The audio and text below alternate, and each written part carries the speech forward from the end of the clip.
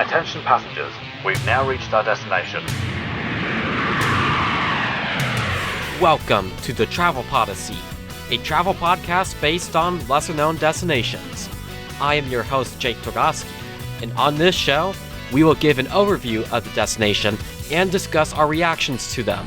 Each episode will feature a different guest, so get your passports ready, and let's go on a Travel Podyssey. Welcome aboard to the 5th episode of the Travel Podyssey. Last time, I focused on Western Germany with Noah. He talked about his trip being a vacation and family visit. This time, I'm going to focus a type of travel a lot of people like to do: sports travel. It can be for college football, hockey, the Olympics, wrestling, and coming up this summer, the World Cup. There's more sporting events people travel to than what I mentioned. I traveled a lot for sports before coming to Marshall, especially to Florida and Notre Dame games. Other than college football, I usually don't travel for sports, as I focus my travel on getaways.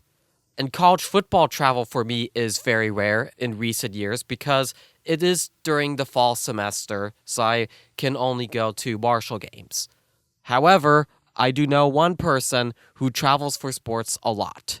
I hinted the sports travel episode in the second episode, known as the variety episode, which is a fun and experimental episode in this podcast. And now it's time for me to reveal the person, and if you listen to the variety episode, you probably know, and that is the WMUL-FM music director and former online director, John Boggess, also known as one of the hosts of Rope Break. Welcome. Hey, it's good to be here, Jake. Good to be here too, and I'm sure you're the host of Rope Break, and I remember when I first came to WMUL 2 years ago, I remember I was shadowing you of producing the sports games, so for the whole time, I think of you as like a sports person here. Yeah, that's definitely what my main focus was in my undergraduate degree. Grad student now at another university, but I still spend some time here. I don't got much better to do. And I'm also the music director at WMUL. So why don't we talk about the places you've been to for sports travel? I've been to a lot of different stadiums across the nation, mostly East Coast stuff, but made it to the West Coast a few times. For the most part, I've been to 13 MLB stadiums. I've been to 4 NFL, 6 NHL, and 1 NBA. And then I've been to a handful of college games. It's, those kind of blend together. I mostly go, if I'm going to watch a college game on the road, it's typically a Marshall game, but I've been to Notre Dame, and I've been to James Madison, to name a few of the places I've been outside of Joan C. Edwards Stadium. Yeah, that's neat to hear, and what you heard, that was just a brief overview we're talking about, but we're talking all different types of sports right there, and on my end, as I said in the beginning of this episode, I'm not much of a sports travel person because most of the sports traveling I did was in mainly college football, because while I was in high school, I mainly went to Notre Dame games, Florida games, and one Michigan game. The most recent non-Marshall game I went to was back in the beginning of 2022, which was the Fiesta Bowl in Glendale, Arizona, a suburb of Phoenix. It was Notre Dame versus Oklahoma State, and unfortunately, Notre Dame fell to Oklahoma State because at that time they're transitioning from new coach from Brian Kelly to Marcus Freeman.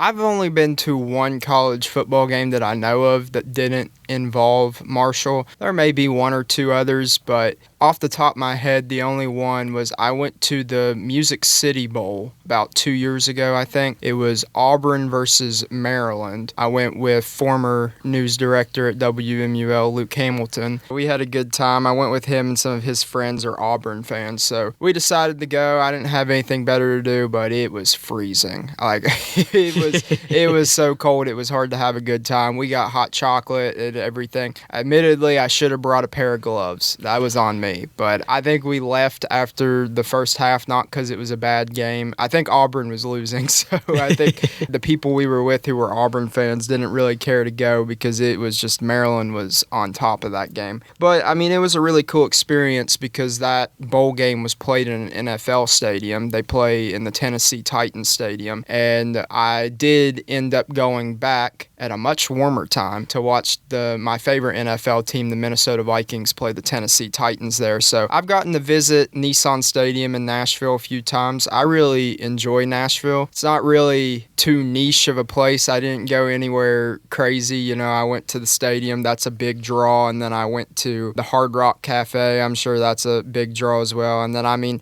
we checked out downtown a little bit, went into a few places, but overall, I think Nashville is always a good time. Never been to Nashville, and I tell this to a lot of people. It's very interesting that I've been to all over the world. Like, I've been to Switzerland, I've been to Quebec, I've been to New York City, I've been to Ireland, but I've never been to Nashville or Tennessee. Well, I know you like hockey, Jake, and I've actually also one of the NHL stadiums that I've been to is the Nashville Predators Stadium. I'm blanking on the name of it right now, but where the Nashville Predators play, I do really recommend going and seeing a Nashville Predators game if you ever do visit Nashville, because the atmosphere of the Nashville Predators fans is very interesting. They're very loud and very passionate about the Nashville Predators, and it was not my favorite NHL experience that I've had, but it's definitely up there in one of my favorites. That's interesting to hear, and we'll talk about the hockey stuff later, and because this segment right here is about the football stuff, and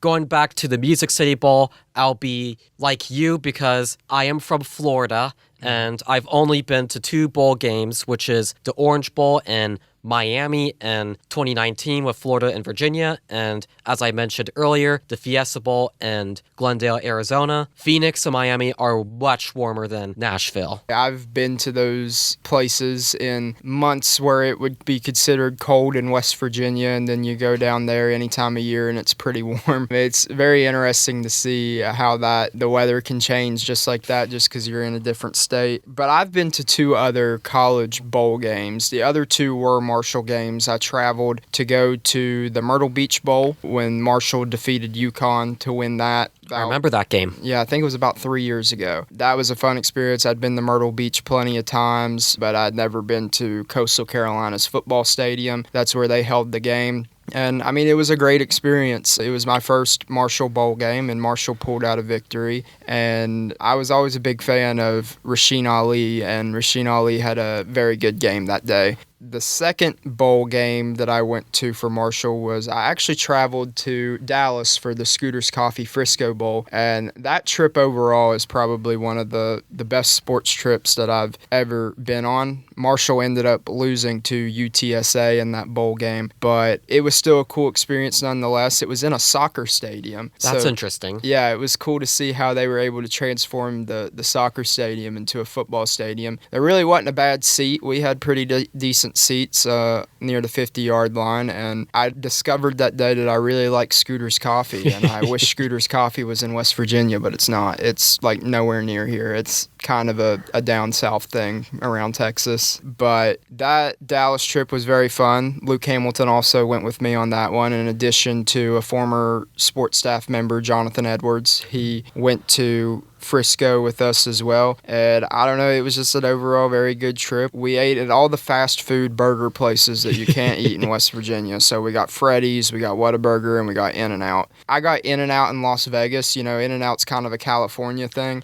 but I think that the In-N-Out in Dallas, Texas was much better than the In-N-Out in Las Vegas. But I'm glad that I could say I've tried it twice, because, you know, it's something you can't do. It's slowly moving its way over this way to where I think it wouldn't take a crazy amount of time to get into an In-N-Out soon, because I think they're coming to Tennessee. But that's another thing. It's like, you know, if I see an In-N-Out, I'm going. Well, that's a good thing to do, because sports travel, you can diversify your stuff right there. It can not only be for sports, and the way you talked about Dallas or the DFW area was with me with Phoenix when I went to the Fiesta Bowl. I tried In-N-Outs in 3 states Arizona, Texas, and California. I do see why you like the ones in Texas better because in LA, because I go to Los Angeles a lot because of family, their In-N-Outs are always crowded. They're so crowded that I even call it Chick-fil-A of Southern California. Yeah, I know. It's definitely interesting how you can go to one place in one state and then go to it in another state, and it feels like a completely different experience.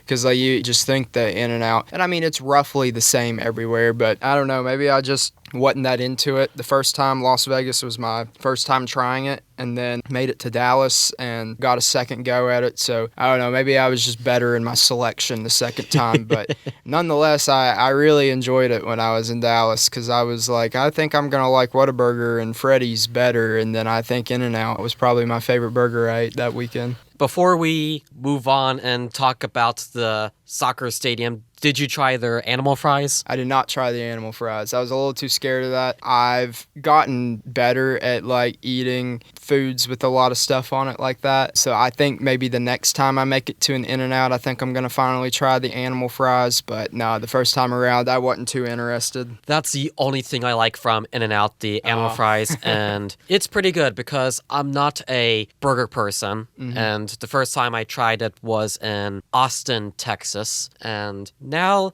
to bring it back to the sports part of sports travel, you said the stadium in Frisco, Texas is originally intended to be a soccer stadium. Yeah, it's meant for Frisco's professional soccer team, probably Dallas, I don't know, but the stadium is in Frisco and a professional soccer team does play there. Didn't do much research on that and who that is. It's just I know when I went in there, it was definitely a different experience than other football stadiums that I've been to. It definitely looked different. So it was built for that, but I mean, it still made for a pretty good football atmosphere. Marshall fans traveled very well to that game. That's good to hear. President Smith was there. We got to see him for a little bit. So it was a pretty good turnout despite being about 16 hours from Huntington.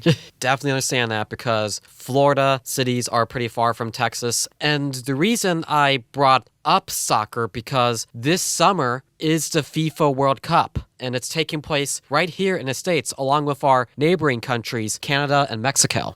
Oh, cool. I didn't know that. You learn something new every day. That's right. For me, I do like a lot of the international sports. I know I usually do the sports in the United States and also a little bit of Canada because NHL and MLB. But back to the World Cup. The World Cup is this summer and several cities across North America are hosting it. And I probably won't attend a World Cup game because tickets are so hard and expensive to get. I even heard that FIFA organizes the World Cup, has established a lottery system every World Cup because it's so much in high demand. Yeah, I've never been to soccer games outside of Marshall and WVU soccer. I've been to both of their soccer stadiums. Marshall's plenty of times, WVU's a couple of times. But I think that's pretty cool that it's coming to the United States. It's definitely something like if it was close enough, I'd probably consider going just to say I went. But definitely not surprised by it being insanely hard to get into and the ticket prices being a little expensive because, I mean, it's a very nationally sought out sport. It's hard to find a country that doesn't enjoy soccer or have a soccer team, so it's cool that it's being brought to the United States. I just don't have much experience in going to soccer games myself. First time in the United States since the 90s. Wow. That's kind of cool because, I mean, even though the United States, you know, it's a big market, a lot of events happen here throughout the years. We host the Olympics every now and then. I think we're hosting the Summer Olympics fairly soon in LA. 2028. It's a good place for worldwide events, but it is a little surprising because, I mean, the United States probably isn't regarded as like one of the biggest soccer countries in the world. You know, we're probably more known for baseball and football, maybe even basketball. But the United States national teams do pretty well from time to time, the women's team especially. It's pretty cool when you'd probably expect it to mostly be in like Europe or South America, something like that. Because usually for the World Cup, European and South American teams tend to win. And speaking of the Olympics in LA, which is 2 years from now, there's probably a good chance that I will be attending the LA Olympic Games because, as I said before, I have family in LA, and a month ago, the Olympic Committee put up the tickets on sale for locals, and one of my family members bought tickets for it, and there's probably a good chance that I'll be going to the Olympic Games 2 years from now. Oh, that's super cool. I mean, yeah, that's definitely something like if you have the opportunity, I feel like you got to do it. What sports are you looking forward to maybe catching in person? I don't know yet, but I'm going to have to find out 2 years from now. Mm-hmm. And this is in the same topic of the Olympics, but 2 years ago, in 2024, I went to France, and I went in May, which was 2 to 3 months before the Paris Olympics. And while I was in Paris, I got to see the stadiums and the temporary venues being set up. Oh, yeah. I mean, it's mind-boggling to me how quickly they can really get that stuff done. I mean, in the most recent Winter Olympics, the hockey stadium, wasn't finished until the week of. And there was speculation on if the NHL would even let the players go if they felt safe performing in a stadium that had just been built. Luckily, I guess they got everything done on time to where they felt comfortable sending the NHL players, which made for a very exciting Olympics for the USA, as both the women's and men's team won in hockey this year. So that's a miracle on ice right there. Right. I mean, one of them, yeah, sure, but both of them being able to defeat Canada, I mean, it's a hard task because Canada, I mean, they certainly boast a lot of great hockey players as opposed to America, but it's just fascinating how quickly they can build that stuff and have it ready, just on time. Especially the NHL consists both US and Canada. Mm-hmm. The US beating Canada, both men's and women's, that's history. Yeah, that certainly is. I mean, it's a tough task, and they found a way to pull it off. Yeah, that's very cool to hear for Team USA in Italy, and I've never been to Italy. I've never been out of the country. So I definitely have more international experience than you have. And is there anything else about the international sports like the World Cup and Olympics before we move on to the next topic? Yeah, I've been to a worldwide event before in the United States. A couple years ago, when I was making decisions on where to go to grad school, I decided to visit Arizona State University to see if it's somewhere I'd want to go because they have a good sports journalism program.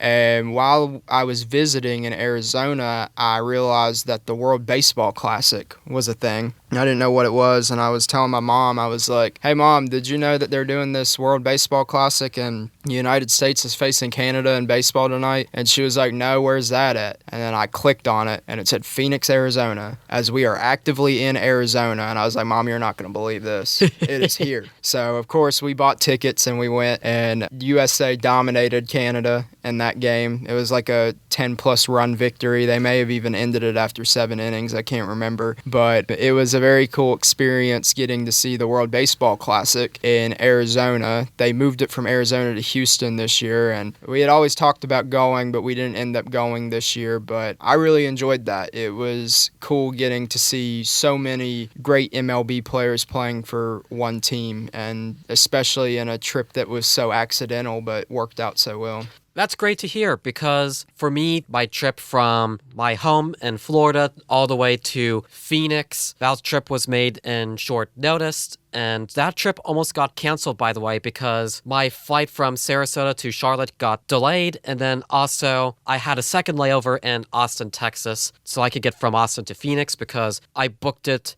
so late because I did not know Notre Dame would be in there, and I did not know that my brother would attend that game too. But however, I did find a flight from Orlando to Phoenix, and that all worked out, and the game was at noon, and I left during the fourth quarter because Notre Dame wasn't doing well, so I had very little time to explore because I only spent 2 nights in Phoenix, but I got to see the Phoenix Mountains Preserve, which is a hidden gem site in Phoenix. It's often overlooked by the Desert Botanical Park. When I was in Arizona, the main thing was we went to Arizona State University, and then in addition to that World Baseball Classic game that we went to, we also went and saw the Arizona Coyotes before they moved to Utah. We got to see Arizona Coyotes play at the hockey arena on Arizona State's campus, and went to a couple spring training games, saw the Reds play the Dodgers and the Angels play the Mariners, so that was cool. It was a very sports-filled trip. We went to 4 different games, but got to see a little bit of Las Vegas. We flew in to Las Vegas rather than flying into Arizona, and got to experience Las Vegas a little bit, but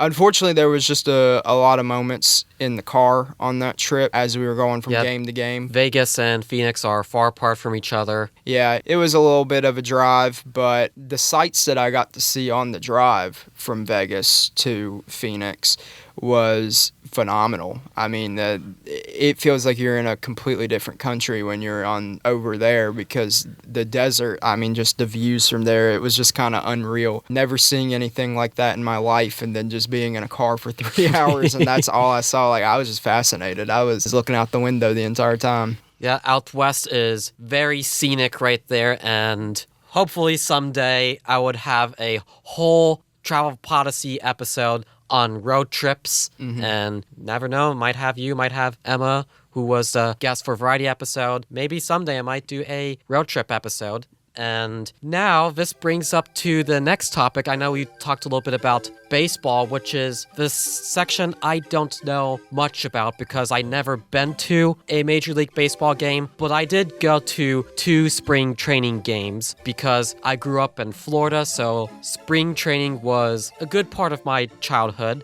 And as I mentioned in an earlier episode, I went to 2 spring training games. It was the Orioles and the Pirates in Sarasota, and the Orioles and the Rays, and once again in Sarasota, because that's Baltimore Orioles' spring training site at the Ed Smith Stadium. I like spring training baseball. I think it's a really cool thing. You kind of get to see a mix of players you know are going to make the roster and be really cool, and then you kind of get an early look at some of the young prospects. Before I even knew who Ellie De La Cruz was, I apparently saw Ellie De La Cruz play in that Reds-Dodgers game in Arizona, but again, it was before too much was said about him, so I wasn't really aware of what I was witnessing. But we all get that. Yeah, but I haven't made it to Florida for spring training yet. Again, it was something we kind of planned but never got around to doing yet, but I'd love to. I've heard that some of those stadiums are great. Also, kind of a difference between Florida and Arizona when it comes to spring training is all of the stadiums that they play in Florida are used as minor league stadiums as well. Whereas those baseball stadiums in Arizona, those are just used for spring training and I guess other community events that go on in Arizona, but there's no minor league teams that play in any of those stadiums, so it's like you can go to those stadiums anytime during baseball season, but Arizona, it's like you have to go to spring training or you're not going to see those stadiums. The only minor league baseball team I know is the Bradenton Marauders under the Pittsburgh Pirates, because their branding is all over Bradenton. Yeah. And you said you've been to tons of Major League Baseball stadiums. I have. When I say I've been to 13, I count the Diamondbacks, even though I haven't been to a Diamondbacks game. That was the World Baseball Classic game I went to. But other than the Diamondbacks, I've been to 12 actual MLB stadiums to see an actual MLB game. Been to Minnesota, both the Chicagos, Milwaukee, Detroit. I've been to the Yankees, the Phillies, the Pirates, the Reds, the Orioles, the Nationals, and so many more that I probably am forgetting at the moment. The Orioles and the Nationals, that's probably getting about to be all the ones I've been to, maybe minus 1 or 2, but had the pleasure. My mom really enjoys baseball in addition to me. We want to go to all 30 stadiums and we've made it to 13, talking about making it 16 this summer. Might be headed down to your territory and going to the games in Tampa Bay and Miami, and then we'll hit Atlanta while we're down there as well. But 13, and they've all been very good experiences, and I've gotten to see a lot of cool stadiums. That's cool to hear, but if you wanted to visit 30 stadiums, that probably requires a passport, because one stadium is not in the United States. Yeah, Toronto, which I would like to go to eventually. I was hoping that Mom and I would work it out to where we could hit Boston, the Yankees and the Mets, and then go into Canada to Toronto just to knock them out in one go. But we ended up going to New York a couple summers ago. The Reds were playing the Yankees on the 4th of July. and it sounded like too good of a trip to pass up on, so we went ahead and went to Yankee Stadium. But Plus, too, you need a passport for Toronto. yeah, which I haven't gotten yet. I need to get on that at some point, but I don't know when we're going to plan to go to Toronto. That's not in the plans at the moment, but one day, so that I can say I made it to all 30, definitely will have to go and get a passport. Yep, that's definitely a requirement if you plan to visit all the Major League Baseball stadiums and NHL too, because NHL, there's more stadiums in Canada. That's a whole different beast and going to require multiple trips to Canada. I think I'll be happy if I can say I made it to one. I think of the Canadian teams, I like the Edmonton Oilers the most, so I guess if I was going to choose one and then never go back, I'd probably choose the Oilers, maybe go to Vancouver to see the Canucks, but can't deny that like there was a perfect opportunity to go to Toronto and see the Raptors, the Blue Jays, and the Maple Leafs in one go, then like that would probably be the best trip to Toronto ever for me. Yeah, I do love Toronto, and as mentioned in a previous episode, again, the variety episode, Emma is more like me. We more like to see all the city stuff, so while you do all the major sports games right there, and then I'm sure Emma would like to see the CN Tower, the Toronto Islands, and also the St. Lawrence Market, and the Hockey Hall of Fame, which is something you like because I enjoyed the Hockey Hall of Fame. I probably will have to hit that on Toronto, whether it be for when I go see the Blue Jays or if I get to go see the Maple Leafs. I mean, that's definitely something I'd like to say I've seen. I've seen Professional Football Hall of Fame in Canton, and that was super cool. So I'd like to see it from the hockey perspective too as well. Not only that, throughout the year, the Stanley Cup trophy is housed in the Hockey Hall of Fame. Oh, that's cool. I guess you'll have to like be sure though, because they take that thing everywhere.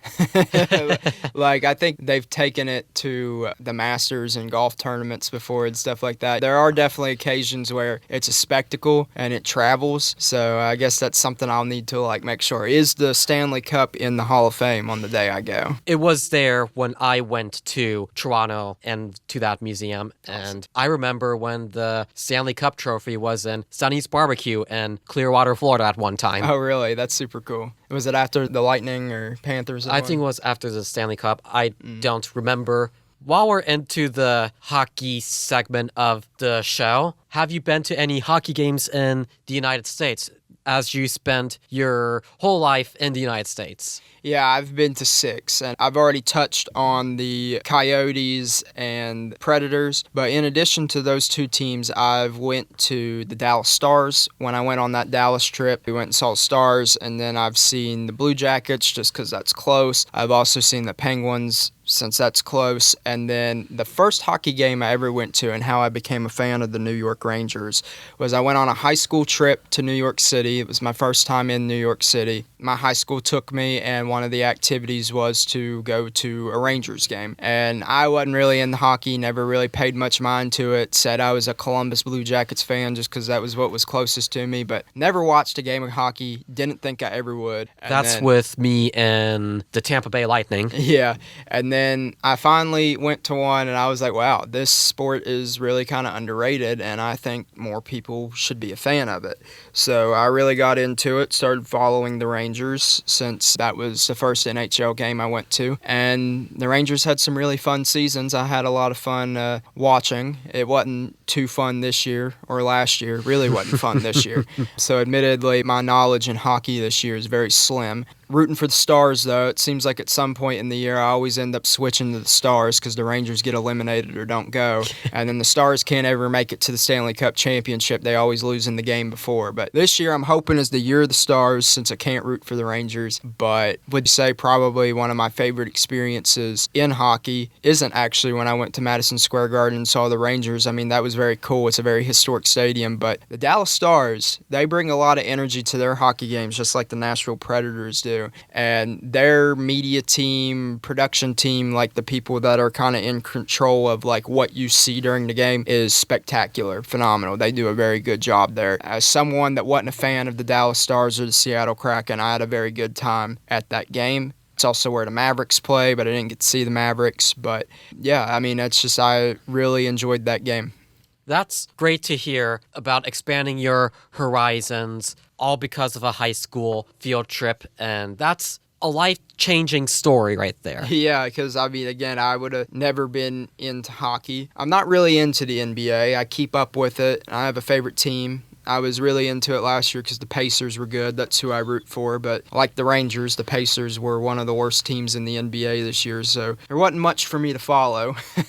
And yeah, I'd probably still be sitting here saying the NBA is my third favorite sports league instead of the NHL, which now the NHL has taken that place and I actually pay attention to it, unlike the NBA. So really enjoy hockey and getting to go to games. I try and make it to one every year. This year, I didn't get to go anywhere new. I just kind of went back to the Blue Jackets to see the Rangers play, and that was pretty much it. But yeah, I think ever since seeing it in high school, I've probably been to a game every year since. That's cool to hear, and for me, I have not gone to sports traveling in the past 4 years after the Fiesta Bowl because I'm not much into sports other than college football and sometimes watch NHL, the Olympics, and the World Cup. And also, college football season is during the fall semester. So that means I can only go to Marshall games, but there was a close call in my junior year here at Marshall. That's when the first October break thing was happening, and I was hoping to go to the Notre Dame-Stanford game in South Bend, Indiana, and meet my parents there, but unfortunately, Hurricane Milton took a direct hit on the Florida Gulf Coast the week of October break. Oh. Well, that's unfortunate. South Bend is a very cool stadium, so that's a bummer you had to miss out on that. But however, when it comes to the NHL, there's a good chance I'll go to an NHL game in the near future, about within the next year or so, because my brother wants to go to a Tampa Bay Lightning game. There's probably a good chance that me, my dad, and my brother making it a guy's trip of going to see the Tampa Bay Lightning play. And because I don't live far from Tampa, so I could just drive up to their stadium and come back. Yeah, I'd like to go there too. I've tried to plan a few trips to go see the Lightning and the Panthers that hasn't been able to come to light yet. I was wanting to go to the Stadium Series game in Miami because I wanted to know how in the world they were going to have an outdoor hockey arena in Florida. They pulled it off. I got to watch it on TV for a little bit. I didn't get to go. But something that I find interesting is it seems like without fail every year, the New York Rangers go to play the Panthers and the Lightning back to back every year around New Year. And I mean, it makes sense that the Rangers wouldn't be trying to play in Madison Square Garden during New Year's, but I always found it funny that every year it seems like it's Florida that's where they go. I don't know if it's because it's an easy place to just go on a long road trip and know you're going to be in the area of two teams or what it is, but one of these days, if that trend kind of keeps up, I'd like to go hit the Florida Panthers and the Tampa Bay Lightning in one trip if the Rangers do back-to-back it again like that. And never know, you might stop a visit to see me or something. Yeah, absolutely. Anytime in Florida, I'll let you know. Especially the Gulf Coast. Yeah, and I mean, it's a big reason we're planning to go to Florida this summer is, as you kind of said earlier, you're sure Emma would probably enjoy the sightseeing more than the sports, which is kind of correct. So a reason I kind of picked Florida is she likes the beach, and I was like, well, I'd go see a few baseball games and Emma can go to the beach. Gotten to see some cool hockey games. Penguins became a tradition there for a little bit for me and my friend who's a Pittsburgh Penguins fan. We would go every year, and the first 2 times that we went, the Penguins won, and then finally, third time's the charm, I got to go and the Rangers won. So it was finally my turn to have the good time on that trip. And Blue Jackets, I mean, it's just a very easy stadium to go to. You know, sure a lot of people listening who might be from this area have probably been to Blue Jackets games as well. And other than that, that pretty much touches on all of the NHL stadiums that I've been to. You have a lot of NHL experience, and we're both casual NHL people. We're not hardcore, and I think this wraps up the hockey segment, as John said, and the National Football League, or the NFL, another, once again, league that I am very weak on because I don't watch much of the NFL. I'm more towards college football, but I did go to a few NFL stadiums, however, because of the bowl games and other events like the Raymond James Stadium or the Ray J in Tampa. Went there for a Monster Jam show, which is like monster trucks, even though it's not sports. And then I went to Hard Rock Stadium in Miami and State Farm Stadium in Phoenix, Arizona, and also went to Soldier Field. Just went by that in Chicago, Illinois. I've driven by a lot of stadiums as well. I've probably driven by a good amount and not been able to go into them, but I have been fortunate to attend 4 NFL games. Prices have skyrocketed on NFL games, so it's harder to go to NFL games, but I went to see the Vikings play the Bengals. That was my first one. And then after that, I kind of got lucky, and for 3 years in a row, the Vikings were playing somewhere close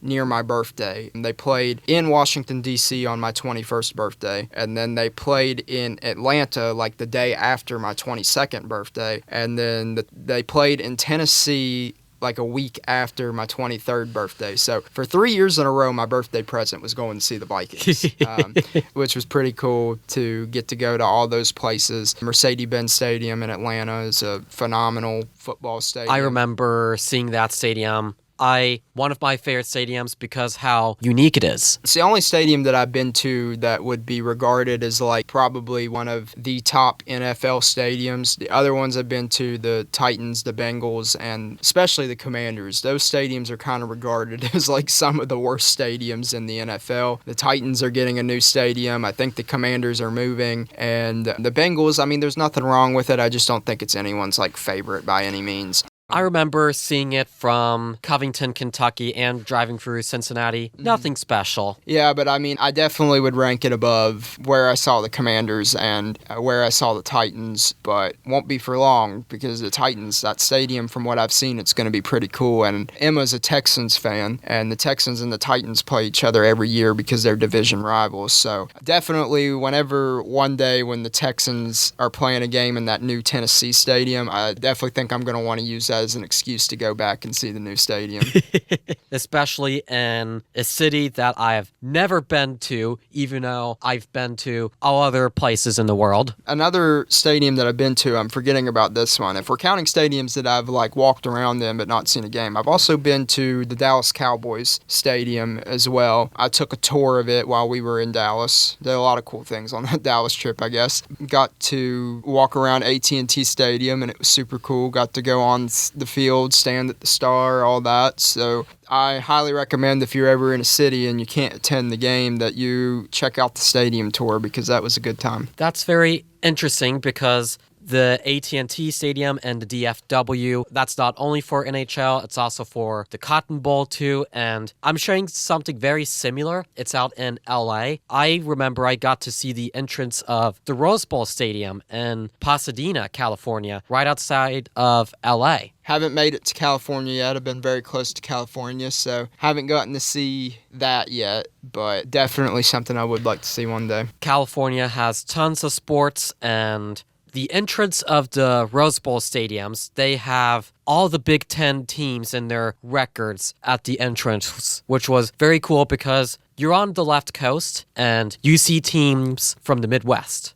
Definitely understand that. The AT&T Stadium has a whole kind of like section in the tour dedicated to the Cotton Bowl, as you mentioned, so it is kind of cool to see, you know, the recognition of all the college teams that have gotten the opportunity to be involved at that stadium, even though it may not be everyone's favorite team in that area. Right. Do you like visiting the stadiums just to say I was there? And I remember this is back in Toronto, the Rogers Center. They have a very unique way of opening and closing their dome. That is the interesting part. I didn't get to see it, but when I went to the Milwaukee Brewers game, I've also heard they have a dome that is interesting to open. Like, it was looking like it was maybe going to rain in Milwaukee, and they had it open. And we were asking, the fans around us were like, since y'all have probably never been here before, just so you know, if they decide to close that dome, we're going to be sitting here for an hour waiting for them to close it. So it does take some time for those domes. But I'm not too familiar with the Toronto one, if you want to elaborate on that. The Toronto the way how Toronto Blue Jays opens their dome is that the very outer part of the shell, they move it around to the opposite side, and they actually close the middle parts together on the other edge. And it's been a long time I've been to Toronto, so that's the best I can describe it. It's not something I've gotten to see before. I've been to a few stadiums that open and close, but for the most part, every time I've been, they've been able to keep it open.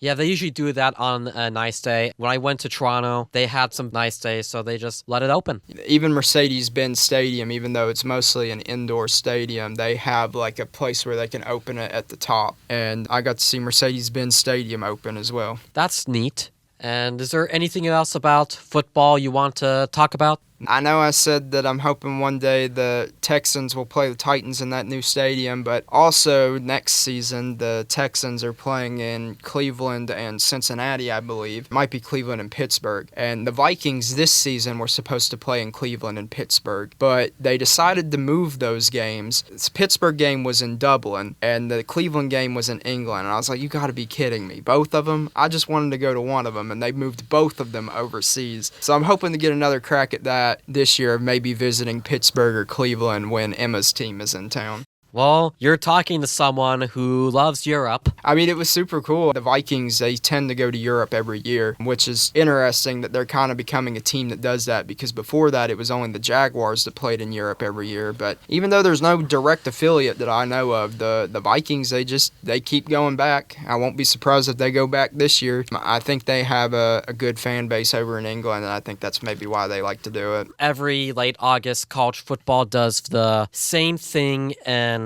Dublin, Ireland for college football teams. Originally because Notre Dame, the Fighting Irish, they have connections to Ireland, so they're not playing this season or next season at the time of this recording in Dublin, but it will be cool to go to Europe and see one of our teams play in Europe outside of the United States. And you never know, I might probably go to one of these games just for y'all, just say that I represent WMUL or I represent the former WMUL board of directors there, because I know they wanted to go, but I'm going for them. Yep. It would be great to have you whenever we can make it down to those places. Whether it's Florida or Europe or the places close to you. And that goes it for football. We want to talk about professional wrestling. I guess since I do host Rope Break, I can elaborate on that a little bit. But recently, as a WWE fan, I've started going to a Raw or a SmackDown recording every year. And Emma and I have been successful in that so far. 2 years ago, we went to WWE Raw in Dayton. And then last year, we went to WWE SmackDown in Lexington. And about a month from now, we're going back to Lexington for SmackDown again. So I guess it can be an argument of whether you think WWE is a sport or not. It's represented by ESPN, so I think it counts a little bit. I say it counts too because you're the host of Rope Break and I wanted to talk about your wrestling visits with you. Yeah, well then for sure. It's been a great experience. Something that I would love to see at a wrestling show that I haven't gotten to see yet is I would love to watch a title change hands. I've seen some title defenses, but I've never seen a title change hands. I got to see a steel cage match when I was a kid in a house show in Charleston. I've been to about shows in Charleston 2 or 3 times, but they don't ever, that's just for the fans in the audience. They don't record those, so nothing terribly crazy ever happens. But I got to see John Cena face the Big Show in a steel cage match, so that was pretty cool. But overall, from my adventures to Raw and SmackDown, I've gotten to see some pretty cool wrestlers. I've gotten to see Randy Orton, Cody Rhodes, Rhea Ripley, just to name a few. I mean, it's been a pretty good experience, and I'm looking forward to what we might see in the coming weeks. You never know, and I don't know anything about wrestling, and last fall we had an unforgettable moment regardless of following wrestling or not, and that is having the opportunity to meet one of the AEW champions, Kyle Fletcher. Yeah, that's right. I guess I should mention I also went to that AEW show in Huntington, and it was a pretty good time. Getting to talk with Kyle Fletcher, definitely the highlight of that weekend, and then going to the arena and seeing Kyle Fletcher wrestle. He's a phenomenal wrestler, and it was great to meet him and see him. And then also one of my former favorite wrestlers. When I was a kid, I used to root for a guy named Dean Ambrose in WWE. He was a pretty big deal. He won the WWE Championship a few times, and then he moved to AEW and won the AEW Championship a few times. I wasn't expecting to see him in Huntington because they didn't bring a lot of their top stars to Huntington. It was for their AEW Collision show, which isn't their top spectacle show. Their Wednesday Night Dynamite is kind of where all the stars go. But nonetheless, it was super cool to see him. He now goes by John Moxley. So seeing Moxley in person was something I didn't know if I'd ever see, and that finally got to happen when the AEW came to town. That's interesting. You teaching me lots of wrestling, including this episode, and also the unforgettable moments with Kyle Fletcher. He taught me a lot about wrestling that I didn't even know about, including Day of a Life of a Professional Wrestler, and talking about his backstory of growing up in Sydney, Australia, to traveling all over the world. And also, I'm proud to say that I got to help produce an award-winning sportscast, or I should say, an award-winning interview right behind the camera. I got to see it all happen. I helped not only you, but also the other hosts. It was a great time. I really enjoyed that. Never thought that I'd get to do something like that just with it was just a podcast where we rambled, and then all of a sudden we found an opportunity to have a really cool moment. It was, as you said, it was cool to learn a lot more about professional wrestling and Kyle Fletcher's background. There's this thing in wrestling called kayfabe that wrestlers used to follow a lot back in the day, where no matter where you go, you're in character. If you're in the public eye, you stay in character and you follow the storylines and you protect the business.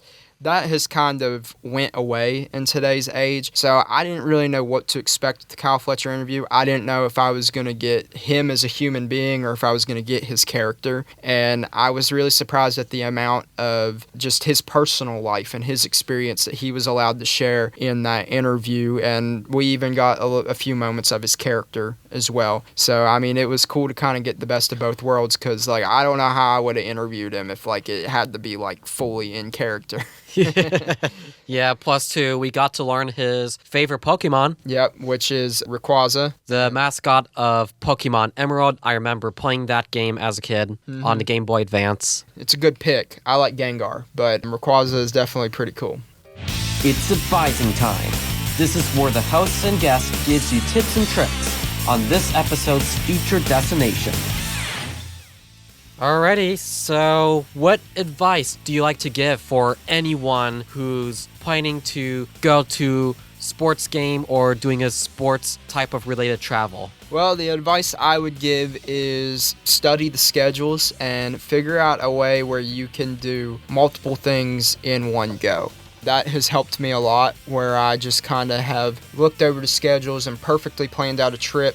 Getting to go up north and knock out 4 stadiums in a week was pretty cool, and you never know. Just how much you can do in one go instead of going from place back home to place back home. Knock out multiple stuff at one time if it really is your goal to go to as many stadiums as possible.